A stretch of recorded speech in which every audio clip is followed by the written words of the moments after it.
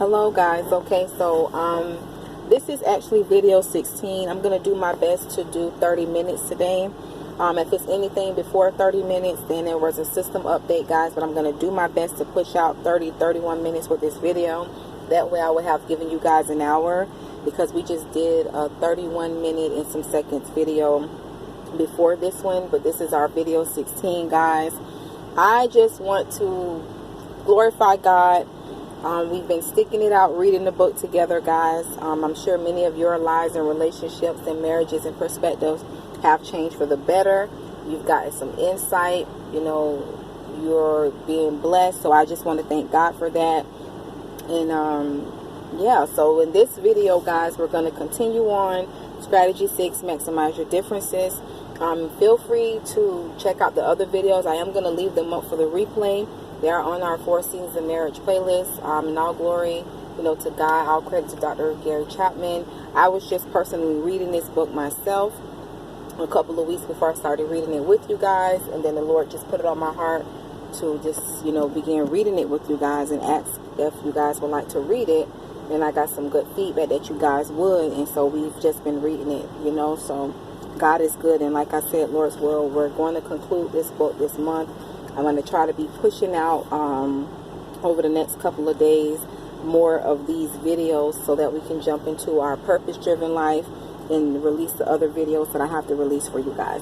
But now we're on page 142. We're still in strategy 6, maximize your differences. So now we're talking about discover a plan for maximizing your differences. And then after this, we're going to jump into strategy 7, which is implement the power of positive influence.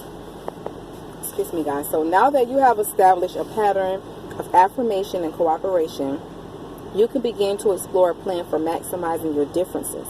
Millie, realizing that she needs to have a more balanced lifestyle, may offer to spend 30 minutes each evening on the couch with Joe, talking or watching TV with him, simply seeking to relax and unwind from the cares of the day. Joe may say to Millie, I know that I need to help you more around the house. In the past, I have resented the fact that you were always doing something and never had time for me. I really wanted to help you. I just didn't want to spend the whole evening working. But because I do want to have the attitude of Christ, why don't we identify some things I could do that would help you the most, so we can both have time to relax together? With this attitude, Joe and Millie will learn how to maximize their differences. When they do, not only will they be a compatible team, but they will more effectively accomplish the purposes that God has for each of their lives.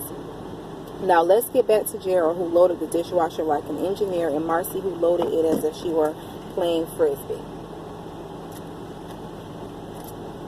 His personality, if you guys hear me pause, it's because I'm getting water, but his personality is strong on organization, whereas hers is strong on spontaneity. How might they maximize their differences?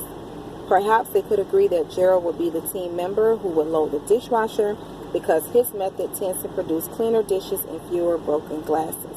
On those evenings when he has a meeting and Marcy loads the dishwasher, he would allow her the freedom to do it her way. He knows that when he unloads the dishwasher the next morning, he might find spoons still covered with peanut butter and maybe a chipped glass or two, but he realizes that these issues aren't the end of the world. The dirty spoons can soak in the measuring cup that she forgot to put in the dishwasher, and the glasses can be replaced. After all, he's married to a spontaneous woman who keeps his life exciting. It's a small price to pay for such a treasure. Maximizing our skills and minimizing our weaknesses are part of moving us back to the springtime of marriage. So guys, the 5 steps, and we're on page 143. I'm saying the pages because usually I have the camera on, guys, but like I was telling you guys in the first video of why I'm recording it like this today. So if you missed video 15, you can kind of check out the beginning, you know, if you missed it. But I'm also saying up the pages as well, because I don't have it on the book today.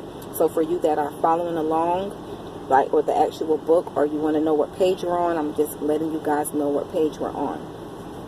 Okay, so the 5 steps, guys, to maximize your differences. Number 1 is identify your differences. Number 2, look for assets in your differences. Number 3, learn from your differences. Number 4, Replace condemnation with affirmation. Number 5, discover a plan for maximizing your differences. So I'm going to read those again. The 5 steps to maximize your differences, guys, is identify your differences. And when I say guys, I just mean in general, not just for male. That's just a term I say for male and female. So identify your differences. Look for assets in your differences. Learn from your differences. Replace condemnation with affirmation. Discover a plan for maximizing your differences. What if your spouse is not willing to work with you on maximizing your differences? What if he or she is locked into one of doing things and is not even willing to discuss your differences? All is not lost. You still have the power of influence. In the next chapter, I want to help you learn how to use your influence in a positive way. Even if your spouse initially won't participate or cooperate, you can still create positive changes in your marriage. And now, guys, we're jumping into strategy 7, which is implement the power of positive influence. And prayerfully, we'll be able to read all of this today. If we don't get to, we'll get to it in the next video. But I'm going to try to read as much of this as possible in this video today, because after strategy 7, like I was telling you guys in the video before this, the rest of what we have for the rest of the book. The book has 220 pages, but we're only going to read to page 218 because the other one is just like notes and different things. Well, we may read that, but it's pretty much after we read strategy 7, we're going to get into putting your plan into action, which is moving forward from here and now. The 4 seasons Q&A, questions and answers. We're going to be reading that together, guys. And then part 4 is the 4 Seasons of Marriage study guide, and it gives you a study guide and has different parts. Part 1, part 2, part 3, and it talks about so many different great nuggets. But let's jump back into 7, implement the power of positive influence. If your marriage is in the season of winter or fall, you are probably reading this book alone. You wish that your spouse would read it. You wish he or she would be willing to implement the strategies that will move your marriage forward to the spring and summer seasons. But based on past experience and your current circumstances, you have little hope, that he or she will do so. Todd, who has been married for 14 years, expressed his frustration. I feel trapped in so many instances. It doesn't matter what I say, it always leads to issues. I'm very concerned about giving up on my marriage because I have so much invested. My wife has gone to work in the last year, which helps, but she brings her work home.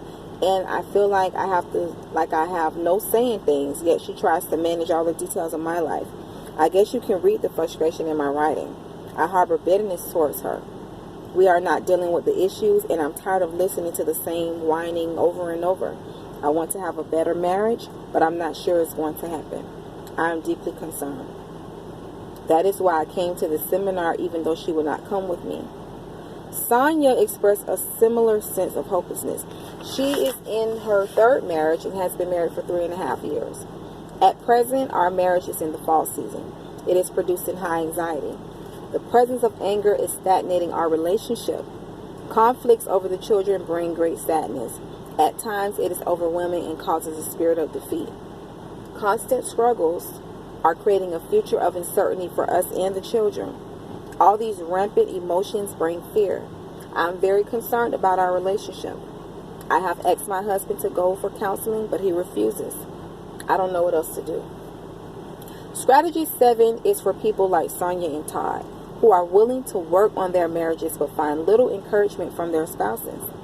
Although these husbands and wives sincerely hope that things will get better, many of them believe they have already done all they can to deal with the issues that have kept them from marital unity. Most are discouraged with the results. If they have gone for counseling, it has not been productive. If they have read books, they have read them alone, wishing their spouse would hear what the author is saying and be moved to change. Some have tried the method of gentle confrontation, but have been met with a silent audience and no response. Some, in desperation, have tried yelling and screaming. Their pain has been so intense that they have actually lost control trying to express it. Their loud cries for help have brought a counteract or withdrawal. Consequently, some husbands and wives have resigned themselves to the idea that their spouse will never change, and they are left with only two options: tolerate a life of misery or get out of the marriage and hope for something better. Once they choose between these two sorry alternatives, they become prisoners of their decisions. Thousands of people live in these self-made prisons because they fail to understand the power of positive influence. It is true that you cannot change your spouse, but it is equally true that you can and do influence your spouse every day. Because we are individuals and because we have free will, no one can force us to change our thoughts or behavior. On the other hand, because we are also relational creatures, we are influenced by everyone with whom we interact. We're influenced by what we hear and see. Advertisers make millions of dollars each year because of this reality. They do not make us buy their products, but they do influence us. Otherwise, they will stop advertising. The power of influence has profound implications for the seasons of marriage. However, we must first acknowledge that we cannot directly change our spouse's personality or behavior. We cannot control how they think or feel or the words that come out of their mouths. We can make requests, but we cannot be assured that they will respond positively to our requests. If we mistakenly believe that we can directly change our spouse's behavior, we will likely spend our time trying to manipulate them. The idea behind manipulation is that if I do this, my spouse will be forced to do that. If I can make him happy enough, he will respond to my request. Or if I can make her miserable enough, she will respond to my request. However, every effort at manipulation will ultimately fail for one simple reason. Our spouses have the freedom to choose their response. The moment they realize that we are trying to control them by manipulation, they rebel. No one wants to be manipulated or controlled.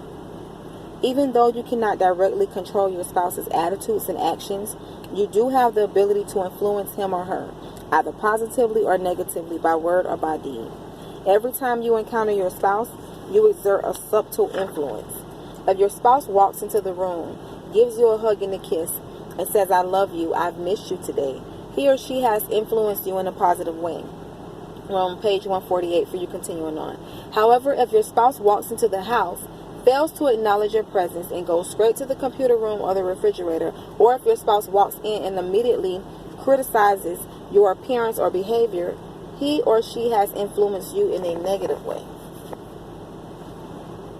Everything you do or say, or don't do or say, influences your spouse, for better or for worse. Your words and behavior can either cause your spouse tremendous pain, hurt, and discouragement like the icy winds of winter, or be a soothing balm that powerfully influence your spouse in the direction of positive change like the warm breezes of summer. Over the years, I have tested this strategy with numerous individuals in troubled marriages. When a husband or wife is willing to choose a positive attitude that leads to positive actions, the change in the spouse is often radical. One woman said, "I can't believe what has happened to my husband. I never dreamed he could be as loving and kind as he has been for the last 3 months. This is more change than I ever anticipated." The power of positive influence holds tremendous potential for troubled marriages. When all is said and done, you will have had a positive or negative impact on your spouse. Which will it be? The choice is yours. So now, guys, we're going to pause for a quick second. I'm going to give you guys a minute to kind of just think about what we just read. If you want to take notes, you can. If you just want to self-reflect or think about some things that Holy Spirit may be showing you or something, I want to give you guys a moment to do that.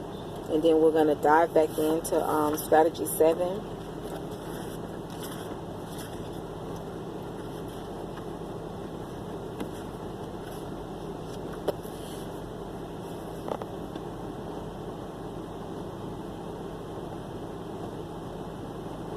Okay, guys, so let's jump back into this. We're on choosing to have a positive impact. If I'm out of bed only on the mornings when I really felt like getting out of bed, I would be covered with bed sores. Let me read that again, guys. He said, if I got out of bed only on the mornings when I really felt like getting out of bed, I would be covered with bed sores. I go against my feelings almost every morning and choose to get up because I desire to do something positive with my life. Normally, before the day is over, I feel good about having got up. My positive choices lead to positive actions that result in positive feelings. I feel good about myself because I have invested my day wisely. So positive choices lead to positive actions that result in positive feelings. The same principle applies to marriage. When I choose to have a positive influence on my wife, regardless of how I might feel, my positive choices lead to positive actions that result in positive feelings for both me and my wife. Choosing to implement the power of positive influence is good for your own mental health, in addition to the positive impact it will have on your spouse. Where do we begin? Perhaps you can identify with the woman who said to me, "Our marriage has been so dysfunctional for so long, I don't know where to start." The first step in any positive change is to recognize and acknowledge that you have a choice. You don't have to be controlled by your emotions or your spouse's emotions. You don't have to respond in the same old way to the same old provocations. You can choose a different response. Even if the biggest obstacle in your marriage is your own past behavior and attitudes, you don't have to stay stuck there. Just because you've made your bed doesn't mean you have to lie in it. You can choose to get up and make a positive investment in your marriage. You may feel hurt, disappointed, frustrated, or even angry in your marriage, but these emotions need not control your behavior. Emotions are to be acknowledged and processed, but they are not to be the controlling factor in our lives. If we allow angry feelings to control our behavior, we may lash out with critical, condemning words or physical abuse. On the other hand, we may say to ourselves, "I feel angry, I feel hurt, disappointed, and frustrated, but I want to have a positive influence on my spouse, and I refuse to be controlled by these emotions." Positive change begins with positive choices.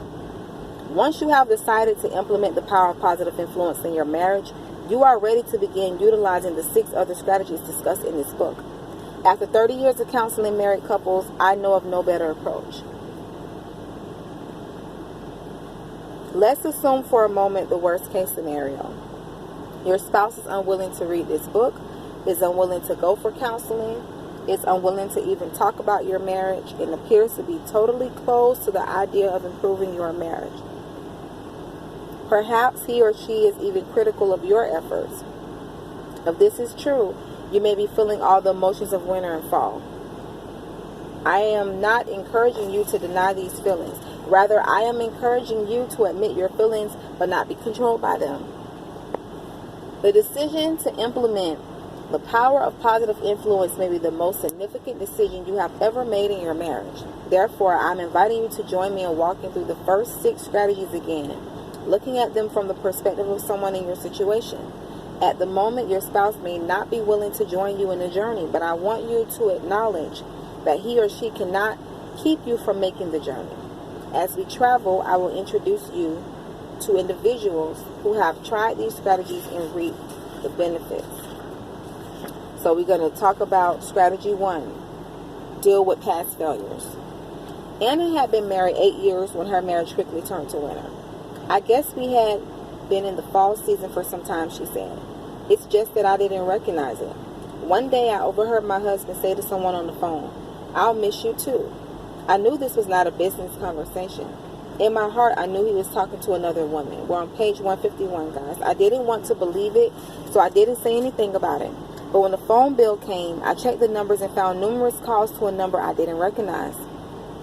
Then one night, the phone rang. I answered it and the lady asked to speak with Rob. I told her that he was not home at the moment and asked if she would like for him to call her back. She said yes and gave me her number. Immediately, I matched the number and knew that this was the lady Rob had been calling. When I confronted him, he admitted that the call was from a woman at work, but assured me there was no sexual relationship. It was just a friendship. But I knew there was more to it. I was so hurt and angry. I couldn't believe that he had betrayed me. I withdrew in silence. I didn't talk to Rob for 2 weeks. Then I told him I wanted out of the marriage, that I couldn't live with a man I couldn't trust. He said, "You are making more of this than it is. I have not been unfaithful to you. I told you It was just a friendship. I said, you don't call someone 16 times in 2 weeks and call it a friendship. And I don't know how many times you called her on your cell phone. I was furious. The next day, I saw a counselor. I didn't want to leave Rob without talking with someone. I knew that I was so angry I was likely to do something I would later realize was foolish. I went to the counselor twice a week for the next 3 weeks. In the early sessions, she listened to my rage and helped me to take a realistic look at my marriage. She pointed out that this situation did not happen overnight. I began to realize that part of this was my fault. I had been so involved with our 2 preschool children that I had basically ignored Rob's needs. I had been very critical of him for not helping me the way I thought he should. I asked myself the question, if I were a man, would I want to come home to a woman like me? My answer devastated me. I knew I had failed Rob. Now, that did not excuse his behavior, but I knew I had to deal with my own failure first. At first, I resisted the idea. But why should I confess my failures when he is the one involved with someone else? The counselor did not excuse Rob's behavior, but she affirmed that if I wanted to find healing for my marriage, I needed to deal with my own failure. It was one of the hardest things I have ever done. I asked God to show me where I had failed Rob over the past 8 years. God answered that prayer. I wrote everything down as it came to mind, and I wept. I asked God to forgive me, and I prayed for the courage to admit my failures to Rob. Later, my counselor helped me write out a confession statement, which included a list of the things God had brought to my mind. One night I said to Rob, I know that I have been angry with you for the past few weeks. I've been cold and harsh. I guess that's because I have been hurt so deeply. But as you know, I've been going for counseling, and I have realized that you are not the only one who has sinned in our relationship. The other night, I asked God to show me where I have failed you. And if you are willing to listen, I would like to share what he told me. I've asked him to forgive me, and I would like to ask you to forgive me as well. When I read my list of failures, Rob responded, you're beating up on yourself, Anna. You're trying to take responsibility for my failures. There's no excuse for what I've done. I said, Rob, I appreciate your saying that, but the fact is, all these things are still true. I've not been the wife you've deserved. With God's help and your willingness, it's going to be different in the future. We continued to talk, and eventually Rob said, I'm willing to forgive you if you will forgive me. I want to join you in counseling because I know we can make our marriage better. That was the night things changed for us. We've been in counseling now for 6 months. We've made great progress. Our lives are very different. We're learning how to meet each other's needs, and I am so encouraged. I would even say that we are getting near the springtime, and I expect to see the crocuses soon. It's like you said, I could not change Rob, but I could have a positive influence on him by dealing with my own failures. I'm so grateful for the guidance of my counselor, who helped me process my emotions and steered me in the right direction. For you that are following along with me in the book, guys, we're on page 153. We're about to be turning to 154 in a few seconds. I do not wish to imply that in every situation the spouse will reciprocate to the power of positive influence as quickly as Rob did. But I do believe that dealing honestly with your own past failures is the first step in having a positive influence on your spouse. You may take the step of confession and repentance for your failures, and your spouse may respond to you harshly. One husband said, I tried what you suggested, and my wife said, if you think that a lousy confession is going to change my mind, you are wrong. You have hurt me too deeply. Saying, I'm sorry is not enough. You cannot control your spouse's response, but by confessing your own failures, you will have a positive influence on your spouse, whether or not it is evident. The best choice you can make is to deal with your own past failures and leave the results to God. No matter how your spouse responds to your confession, you will have a positive influence because you have followed the instructions of Jesus to first take the plank out of your own eye. And now, guys, we're in strategy 2, which is choose a winning attitude. We won't be able to read all of strategy 7 because strategy 7 is going up into page 164. We're about to be on 154. but we did make a lot of progress between the video before this one and this video. So God is good. So choose a winning attitude, guys, to strategy 2. If it is the middle of winter in your marriage, positive attitude can make all the difference. Viktor Frankl, a Jewish doctor imprisoned by the Nazis during World War II, discovered the power of a positive attitude in the midst of a concentration camp. We who lived in the camps can remember the men who walked through the huts, comforting others, giving away their last piece of bread. They may have been few in number, but they offer sufficient proof that everything can be taken from a man but one thing, the last of his freedoms, to choose one's attitude in any given set of circumstances, to choose one's own way. The men who chose to give away their last pieces of bread were not motivated by their emotions, but by their attitudes. Their positive actions affected the emotions and attitudes of their fellow prisoners. There are some who would object to the idea of having a positive attitude when one is feeling hurt, anger, disappointment, and frustration.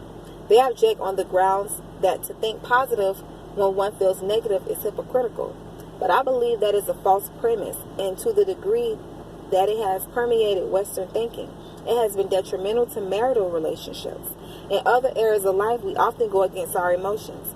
We may feel discouraged or depressed when a friend calls to invite us to lunch, but we choose to go, put on the smile, and think positive.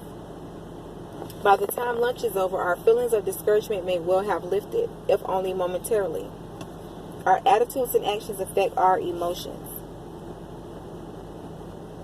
Following the steps suggested in this strategy, you can choose a winning attitude. Acknowledge that your negative thinking is making things worse rather than better.